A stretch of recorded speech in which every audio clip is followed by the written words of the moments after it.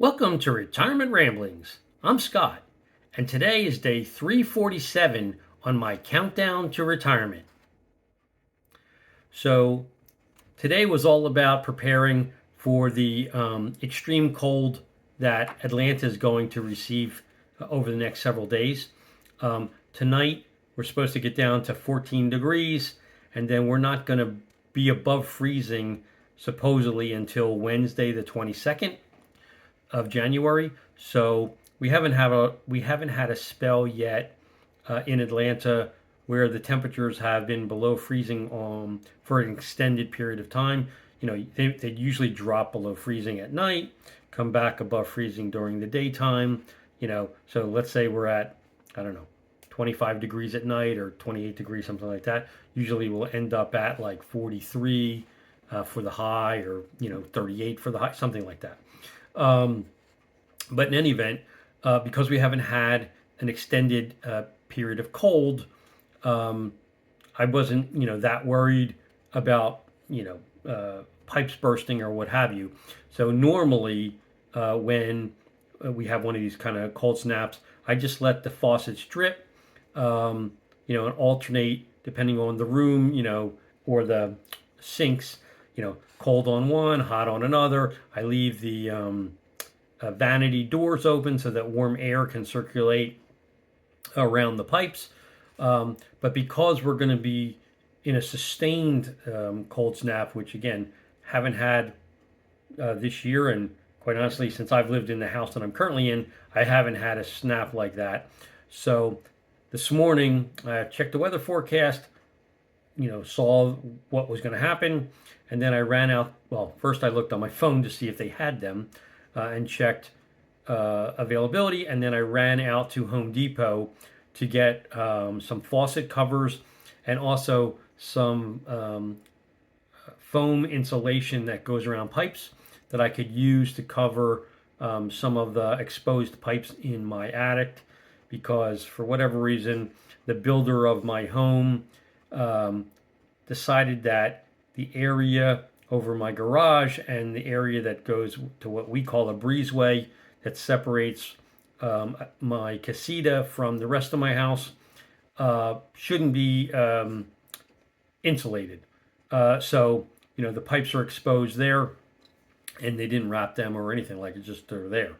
So, ran to Home Depot, got a couple of the faucet covers, and Home Depot knew this was going to happen because when you came in the door, they had boxes of them. And as you were going through the checkout line, literally in the checkout line itself, they had like 3 giant containers of, a couple of hundred each of these faucet covers that you could get as an impulse buy if you hadn't thought about it before as you were exiting. But as far as the pipe installation, I got the last single package. They were completely out of any of the insulation for pipes. So that was unfortunate. I did what I could do. I mean, I got what I got, and I installed what I can install. And then I'll continue, to let them drip, etc. But while I was there was a guy that I ran into that, was buying like, I want to say 7 or 8 of them. So he had a lot of exterior faucets for some reason. And he was telling me that in addition to putting the faucet covers on, he drains the line, which I do. He then wraps the exterior faucets in a towel, and then he puts the cover over it, the insulated cover over it, tightens it, so that there's foam that kind of sucks up against your house. But then apparently the towel adds additional insulation. So I thought that was a good idea. So when I installed mine, that's what I did. I drained them, I wrapped them, I put the cover on, pulled it tight, made sure that the wind, which we're supposed to have pretty good wind, wasn't going to be able to penetrate that.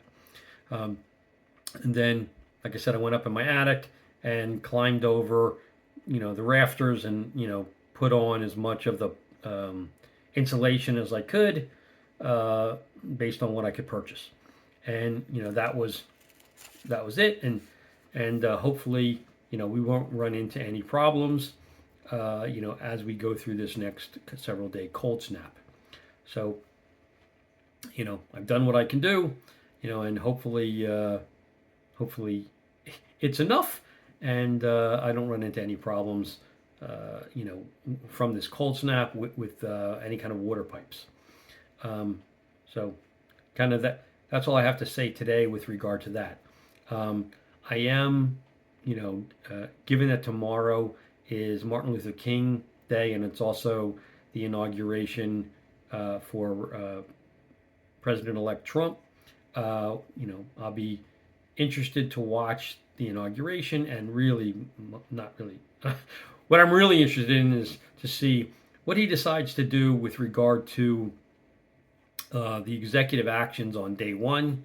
Also, been kind of following not only the ceasefire in Gaza and the hostage exchange that's going on there, but also um, the TikTok ban that TikTok prematurely shut everything down, and then supposedly given some tweet I think that Trump put out. I can't remember if it was on Truth Social or on X, but he indicated that he wasn't going to go after any of the social media companies if they let TikTok stay up on the platform.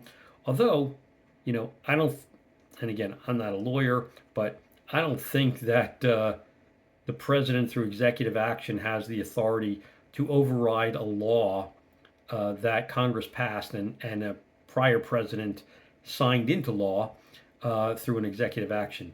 He could direct his um, his AG not to enforce a law, but given that he ran on a you know kind of a law enforcement platform, being tough on crime, and it wouldn't be a good idea to take and ask his attorney general as one of their first acts to basically ignore the laws that were currently in effect.